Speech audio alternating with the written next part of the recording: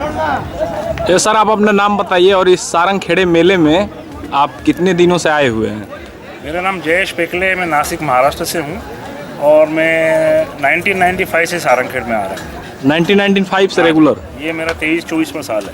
तो एक चीज़ सर मैं ये आपसे जानना चाहूँगा कि जैसे फिलहाल जो अभी हाल ही के समय में काफ़ी ज़्यादा बदलाव आया सारंग खेड़े मेले में, तो आपको देखने में ज़्यादा से ज़्यादा बदलाव क्या लगता है? आप हमें लग रहा है कि 20-25 सालों से मेले में आ रहे हैं, तो आपको क्या डिफरेंस नज़र आता है इस मेले में? डिफरेंस मतलब ये है कि पहले जो था वो मतलब काशी मतलब एकदम लो प्रोफाइल किस्म का मेला था। अभी थैंक्स टू एमटीडीसी और मुन्ना दादा की मेहनत से एमटीडीसी से फिर हमारे मंत्री महोदय श्री रावल साहब उन्होंने फिर हमारे लिए थोड़ा सा यहाँ पर फंडिंग अवेलेबल करवाया। उसके बाद से भी थोड़ा प्रोफाइल जो लो था उससे थोड़ा सा अभी हाई हो चुका है। अभी आप सभी देख सकते हैं यहाँ पर जितने भी गेट एंट्रेंस यहाँ पे सुविधाएं वापस बढ़ गई है, लाइटिंग इफेक्ट वगैरह ये सब चीज़ें यहाँ पर बदलाव देख रहे हैं। तो गवर्नमेंट के थ्रू जैसे ये पूरा मेला गवर्नमेंट के अनुसार डेवलप है? हाँ, ये कह सकते हैं आप ऐसे। तो मेरा एक सवाल आपसे ये है कि क्या सुविधाएं जो हैं वो गवर्नमेंट आपको प्रोवाइड कराती है इस मेले में?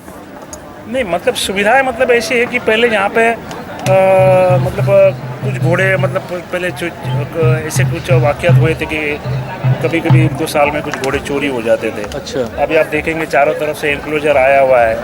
फिर बाद में ये हुआ था कि यहाँ पर जो बैरिकेड्स लगे हुए हैं, पहले बैरिकेड्स नहीं थे तो घोड़े जो अपने स्पीड से भागते थे तो काफ़ी एक्सीडेंट भी हो जाते थे। आदमी लोग घोड़े देखने के इसमें मशरूफ़ रहते थे। फिर बाद में पहले लाइट की भी थोड़ी सी कम लाइट रहती थी, तो अभी लाइट भी हो गई। फिर यहाँ पर अभी हमने इतने सालों से अभी यहाँ पर मेहनत करके बहुत सारे हमने प्रतियोगिताएँ कॉम्पिटिशन्स की भी आप अभी हेल्प कर रहे हैं हम यहाँ पे। मतलब अभी जैसे कल घोड़े का नाच कम था, आज गैलॉप रेस क्या होगी आधे घंटे में, कल रेवल रेस है, फिर कल से फिर काठियावाड़ी शोरिंग होगी, ब्रीड कैरेक्टर्स उसके अंदर देखे जाते हैं और सुंदर से सुंदर काठियावाड़ी घोड़े का चयन किया जाएगा। फिर 27 तारीख को फिर नुकरा जो स्पॉटलेस वाइट घोड़ा आता है उसकी भी शोरिंग है 27 तारीख को, और 28 और 29 तारीख को फिर फाइनली मारवाड़ी घोड़े जो है उनके 2 दिन की वो शेयरिंग्स होंगी। और अभी कल मैं थोड़ी देर से पहले बताना भूल गया, कल हमने पहली बार यहाँ पे एंडोरेंस रेस का भी आयोजन किया था 20 किलोमीटर पे, और काफ़ी अच्छा, ठीक है नंबर ऑफ पार्टिसिपेंट्स थोड़े से कम थे लेकिन बहुत ही अच्छा और सक्सेसफुल रहा। सभी घोड़े विदाउट एनी कैजुअलिटी अपना मुकाम पे अपने टाइम में पहुँच गए वापस। जो राइडर्स थे उनको भी कोई ये नहीं आया, फिर मेडिकल टेस्ट के बाद भी सभी घोड़ों को फिट पाया गया। अच्छा, दूसरा आप अगर खुद पर्सनल सवाल पे मैं अगर आपके पास आऊँ तो आपको सबसे अच्छी ब्रीड का घोड़ा या आपकी पसंद क्या है? जी मैं खुद एक ब्रीडर हूँ, मेरा खुद का स्टड फार्म है नासिक में। अच्छा। और मैं सभी मतलब 99.9% मारवाड़ी घोड़ों का ही काम करता हूँ। अच्छा, मारवाड़ी घोड़ों की स्पेशलिटी तो, आपकी? कोई इसमें कोई दो राय नहीं है कि मेरे हिसाब से मारवाड़ी घोड़ा ये हिंदुस्तान की इंडिजिनस ब्रीड नहीं, मेरे हिसाब से तो पूरे वर्ल्ड में अगर देखा जाए तो सबसे खूबसूरत घोड़ा वही है। तो अगला सवाल मेरा आपसे ये रहेगा कि जहाँ कैथवाड़ी जो ब्रीड है और मड़वाड़ी, इसमें काफ़ी सारी समानताएं रहती हैं, तो जैसे कोई नया इंसान या हमारा कोई भी किसान अगर जब घोड़ा खरीदते समय उन बारीकियों को कैसे पहचान करेगा कि ये मड़वाड़ी घोड़े में प्योरिटी ज़्यादा है या कैथवाड़ी से, उसको कैसे अलग करके रख पाएगा वो? ये बहुत अच्छा सवाल किया आपने, रियली अप्रिशिएटेड। काठियावाड़ी और घोड़ों और मारवाड़ी घोड़ों के अंदर सबसे ज़्यादा समानता ये है कि जो कर्विंग टिप्स जो है उनकी, जो कान आप देखेंगे जो अंदर की तरफ घुमाव करके पूरा 180 डिग्री से घूमते हैं, लेकिन इसके अंदर सबसे ज़्यादा फ़र्क ये है कि इसकी हाइट का फ़र्क है। अच्छा। काठियावाड़ी जो असली नस्ल का काठियावाड़ी घोड़ा रहता है वो ज़्यादा से ज़्यादा 58 से लेके मैक्स टू मैक्स बड़े से बड़ा घोड़ा जो है 60 हाइट तक का रहता है। मतलब कुछ उसके अंदर एक्सेप्शंस हो सकते हैं।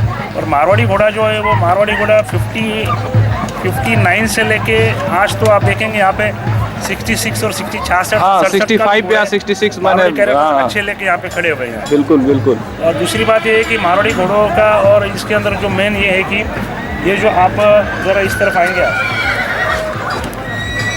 काठियावाड़ी घोड़ा का जो फेस जो है ये कैसे स्ट्रेट फेस है। हाँ। काठियावाड़ी घोड़ा का जो है वो कर्व टाइप का रहता है, वो उसका डिश शेप जो बोलते हैं वो बीच ये जो मतलब नाक वाला थोड़ा सा अरबिक से थोड़ा सा इन्फ्लुएंस्ड है वो घोड़ा। फिर वापस ये जो मजल जो बोलते हैं, ये जो नरम जो हिस्सा लग रहा है हाँ। इसका कैसा स्ट्रेट आया है और नैरो एट द बॉटम, मतलब जैसे ये कहते हैं कि कटोरी के अंदर भी पानी पी सकता है इस तरीके से। बिल्कुल। तो लेकिन काठियावाड़ी घोड़ा का क्या है कि मजल बड़ा रहता है और ये जो नॉस्ट्रिल्स रहते हैं जो सांस जिसके थ्रू जो सांस लेता है, वो नॉस्ट्रिल्स भी उसके काफ़ी बड़े रहते हैं वहाँ पे इसके काठवाड़ी में। काठियावाड़ी में, हाँ जी। और जैसे ये हम नेक की अगर बात करें, गर्दन की, तो गर्दन के बनावट में क्या चीज़ आप गर्दन डिफरेंस की बनावट में भी डेफिनेटली फ़र्क है। अभी आप देखेंगे यहाँ पे इसकी जो गर्दन है ये लंबी और आगे जो पोल कहते हैं वहाँ पे नैरो हो जाती है। तो इसका जो पोल जो है, पोल पे जो या जो थ्रोट लैच कहते हैं, वो जो नैरो होना चाहिए। उस तरीके से काठियावाड़ी में जो है वो इसके अंदर उसकी गर्दन थोड़ी सी शॉर्ट रहेगी, और जितना सुरीलापन इस गर्दन के अंदर है वो उसके अंदर आपको देखने को नहीं मिलेगा। तो जो आप अभी आप हमको मड़वारी हॉर्स दिखा रहे हैं, तो अगर इसकी मैं परसेंटेज ऑफ प्योरिटी की बात करूं, तो कितना परसेंट आपके अनुसार इस घोड़े को मिलना चाहिए? कौन सा? इस घोड़ा? इस घोड़ा नहीं, ये घोड़ा अभी परसेंटेज वाइज अगर सिर्फ मैं अभी आपको मैं ब्लड लाइन की तो बात नहीं कर सकता, सिर्फ कैरेक्टर्स के हिसाब से अगर देखा जाए तो ये मतलब घोड़ा जो है, ये मतलब आप इसको 100% आप मारवाड़ी कह सकते हैं कि इसको इसकी हाइट बढ़िया है, इसकी लेंथ अच्छी है, इसका बैरल अच्छा है, इसकी गर्दन भी या चेस्ट से मोटी होते हुए पोल की तरफ पतली हो रही है, इसका फेस भी स्ट्रेट है, डी शेप नहीं है, या फिर ये बल्जी जिसको पैराटनोस कहते हैं वो भी नहीं है। इसके कान भी आप देखेंगे यहाँ पे बिल्कुल, कान की तो बिल्कुल प्योरिटी है, बिल्कुल प्योरिटी है, बिल्कुल एकदम बिल्कुल ही। और कान का जो क्वालिटी है वो भी इसका पतला है, ज़्यादा मोटा नहीं होना चाहिए। अच्छा, मोटा भी नहीं होना चाहिए? मोटा भी नहीं होना चाहिए। अच्छा, थिकनेस उसकी, थिकनेस जो है बिल्कुल पतली होनी चाहिए, जिसे हम कपड़े के अंदर जैसे कहते हैं टेरिकॉट या फिर और दूसरा कॉटन, उसके अंदर जो कपड़े के अंदर जो उसमें क्वालिटी में फ़र्क पड़ता है, तो वैसे कान भी जो है उसके कान का जो थिकनेस जो है वो पतली होनी चाहिए। जैसे मैंने जहाँ तक अनुभव तो थोड़ा कम है मेरा, लेकिन फिर भी जो जहाँ तक मेरा अनुभव है, मैंने सुना है कि जैसे मड़वारी घोड़ों में जो गर्दन रहती है वो हंस की तरह वो थोड़ा ऐसे रहती है। जी बिल्कुल, आपने तो सही सुना है। वो थोड़ी सी इसमें मैं उस चीज़ की कमी देख रहा हूँ। नहीं, ये कैसा है कि वो 24 घंटा अभी घोड़ा यहाँ पे खड़ा, यहाँ पे बंधा है। अच्छा। सबसे बड़ी बात ये, हमें ये बात नहीं भूलनी चाहिए कि घोड़ा थान पे जो है वो टोटली अलग घोड़ा दिखता है। और अच्छा, जब हम इसको जब बाहर निकालेंगे उस समय वो प्रेजेंटेशन के लिए आप यकीन ही नहीं कर पाओगे कि यही वही घोड़ा है जो हमने उसको थान पर इस तरह वो ढीला डाला है, पूरे रिलैक्स मूड में है। बस रिलैक्स मूड में, उसमें एकदम टेंशन में रहेगा, लगाम लगी रहेगी। ये चारों पैर भी उसके सरीके ने वो एट ईज मोड में है वो। बिल्कुल बिल्कुल। तो सर, आप जब खुद मड़वारी घोड़ों ब्रीड की मतलब स्पेशलिटी आप उनको ओरिजिन भी देते हैं नासिक से, तो आप स्टड फार्म का नाम आपने क्या बताया? Nashik stud farm. अच्छा, नासिक स्टड फार्म। अगर वहाँ आप सेल और परचेजिंग का भी काम करते हैं? हाँ जी, करते हैं, ब्रीडिंग करते हैं, फिर बच्चे जैसे डेवलप हो जाते हैं, फिर जैसे कस्टमर्स आते हैं उस हिसाब से अपनी डिजायर्ड प्राइस अगर मिलती है तो हम बेच भी लेते हैं। तो अगर आपके यहाँ अगर कोई मान लीजिए हमारा दर्शक हो सके नासिक से हो और वो मड़वारी घोड़े में इंटरेस्टेड हो, तो कोई एड्रेस आप बता दीजिए। मोबाइल नंबर तो नहीं, क्योंकि मोबाइल नंबर से काफ़ी फालतू फ़ोन जाने लगते हैं। नहीं, मेरा अभी जो है ये गूगल के साथ ये हुआ है, अगर आप नासिक स्टड फार्म या NSF आप गूगल पे भी टाइप कर देंगे बिल्कुल, तो उसका पूरा फ़ोन नंबर के साथ आपको पूरा लोकेशन पूरा आ जाएगा। चलिए, बहुत अच्छी आपकी जानकारी आपने हमारे साथ साझा की, इसके लिए आपका बहुत बहुत धन्यवाद। और एक चीज़ मैं ये जानना चाहूँगा कि यहाँ जो कुछ नियम, रूल्स एंड रेगुलेशन इम्प्लीमेंट किए गए हैं इस सारंग खेड़े मेले में नए, तो जैसे एक मैंने सुना है कि कोड़ों का यूज यहाँ बंद कर दिया गया है, ठीक है जी? तो उसके बारे में क्या कुछ परेशानियाँ होती हैं जब कोड़े बंद हो जाते हैं ग्राउंड के बीच में, या कुछ जब राइडर खुद घोड़े पे सवारी करता है, क्योंकि हर घोड़े का मिजाज ठंडा नहीं रहता, तो इस विषय पे आप क्या कहेंगे? नहीं, देखिए ये हर घोड़ा मतलब घोड़ा टू घोड़ा इसके ऊपर डिफर करता है। और सबसे बड़ी बात ये है कि आप बचपन से किस घोड़े को आपने किस तरीके से आपको उसको ढाला है, किस ढांचे में आपने उसको ढाला है, उसके हिसाब से घोड़ा आगे बनता है। अभी जैसे हमारे यहाँ पे अभी जैसे 5 साल पहले तक अगर आप देखते हैं यहाँ पर, तो पूरे थॉर्न बीट्स लगे रहते थे, बिल्कुल इतने नुकीले आधा इंच के कांटे जो है वो घोड़ों के मुंह के अंदर लगे, उसके ऊपर राइडिंग कर रहे हैं, फिर बाद में उसके ऊपर उसके नाचकाम भी हो रहा है, सवारी भी कर रहे हैं। लेकिन अभी पिछले 5 साल से बाहर के देशों की कुछ लेडीज़ हैं उनके, और यहाँ पे पुष्कर में, फिर अभी सारंगखेड़ में, या फिर हमारा कुछ और भी कुछ एसोसिएशन है, उसके अंदर ये प्रोग्राम्स हम अंडरटेक करते हैं कि फिर ये जो बिल्कुल सॉफ्ट या लिवरपूल बीट्स बोलते हैं या डी बीट्स बोलते हैं, जिसको बिल्कुल एकदम मुलायम रहता है, बिल्कुल स्टील फिनिश रहता है, उसके अंदर कोई कांटा नहीं रहता है, वही उस तरीके के लगन अगर हमारे यहाँ पे वाजिब दरों में और इजीली अवेलेबल हो जाएंगे, तो ये नुकीले और ये काटेरी लगाम भी डालने की हमको कोई ज़रूरत नहीं रहेगी। और शुरू से अगर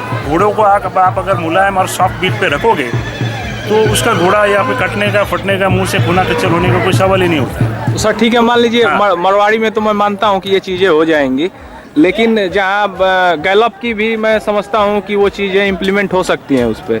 लेकिन अगर बात करें जो सिंधी ब्रीड के घोड़े हैं जो चालबाजी रहवाल में चलते हैं, तो उनमें कुछ, मैं उतनी नुकीली लगाम तो नहीं कहूँगा, लेकिन कुछ हद तक वो दांते वाली जो लगाम बोलते हैं उसकी जरूरत पड़ती है। टिपिकली सिंधी लगाम जो रहती है ना, वो 95% जो है वो लोहे की बनी रहती है। हाँ ठीक है, अपना मतलब ये माइल्ड स्टील की बनी रहती है। हाँ। वो थोड़ी सी बिल्कुल पतली और ऐसा स्क्वायरिश शेप में उसके ऊपर डिजाइन किया हाँ, जाता है। लेकिन वो कैसा है कि वो दिखने में हमको ऐसा लगता है कि वो इतना काटेरी जो कांटे वाली लगाम जो आती है वो उससे शायद सॉफ्ट होगी, लेकिन उसका एक्चुअली घोड़े के मुंह के अंदर डालने के बाद उसका भी इफेक्ट जो है वो कांटेरी लगाम के इक्विवेलेंट ही रहता है। तो क्या उसका भी बैन है यहाँ पे? वो नहीं, मतलब अभी ऐसा है कि बैन मतलब डायरेक्ट हम बैन तो ये वर्ड तो डायरेक्ट नहीं कह सकते। अभी लोग अभी हर घोड़ा को तो चेक जो नज़र में आया उसके ऊपर हम देख सकते हैं कि भाई उसको समझा सकते हैं प्यार से कि भाई तू ऐसा मत कर, उसके ऊपर अभी एक्शन तो नहीं ले सकते। नहीं, बिल्कुल। या फिर कि भाई तुम्हारा घोड़ा, क्योंकि वो जीवन से चाइल्डहुड से ही वो वैसे ही ढला है। और लोग कैसे सालों साल एक साल पूरा इंतजार करते हैं ये सारंगखेड़ा चैती फेस्टिवल जैसे मेले का। तो हम ज़्यादा से ज़्यादा उसको बस इसको सॉफ्ट वर्ड्स में बोल सकते हैं कि भाई तुम आइंदा से ये अवॉइड करो, या फिर बाकी का कुछ लगाम अगर यहाँ पे अवेलेबल है तो वो ट्राई करो। और अगर धीरे धीरे इसका अवेयरनेस बढ़ेगा, सबसे बड़ी चीज़ जो है हिंदुस्तान में और हमारे घोड़ों की बाज़ारों में ये है कि अवेयरनेस की कमी है। खैर, लेकिन अभी पिछले 2-5 सालों में हम काफ़ी सिग्निफिकेंट चेंजेस दिख रहे हैं, और मेरे ख्याल से और अगले 2-4 साल में एक टोटली डिफरेंट सिनारियो हमारे सामने ज़रूर है। एक चीज मैं देख रहा हूँ सर, यहाँ जो ये सामने आपका स्टार्ट फॉर्म दिख रहा है, तो ये क्या सारे लोग अपने ये सबकी ब्रीड, अरे वो बच्चे हैं आपस में या भाई हैं जो आपस में मतलब लड़ते भिड़ते नहीं दिख रहे हैं? नहीं, ये मैक्सिमम कैसा है कि ये एक ही फार्म के, अभी जैसे ये है, ये जालना के हमारे एक दोस्त हैं अब्दुल माजिद सौदागर, उनके फार्म के घोड़े उन्होंने खुद के ब्रीड किए हुए हैं, और जब से बच्चे पैदा हुए वो साथ में रहे हैं। तो इसलिए यहाँ पे बिल्कुल अमन और शांति से रह रहे, कोई झगड़ा नहीं है, कोई किक बैक नहीं कर रहा है, बिल्कुल वो चीज़ काफ़ी पूरे मेले में मुझे ये डिफरेंस दिखी। और उसी चीज़ को देख के मैं आपके पास पहले आया भी, पर जानकारियाँ आपके अनुसार काफ़ी अच्छी मिली, तो बहुत बहुत आपका धन्यवाद।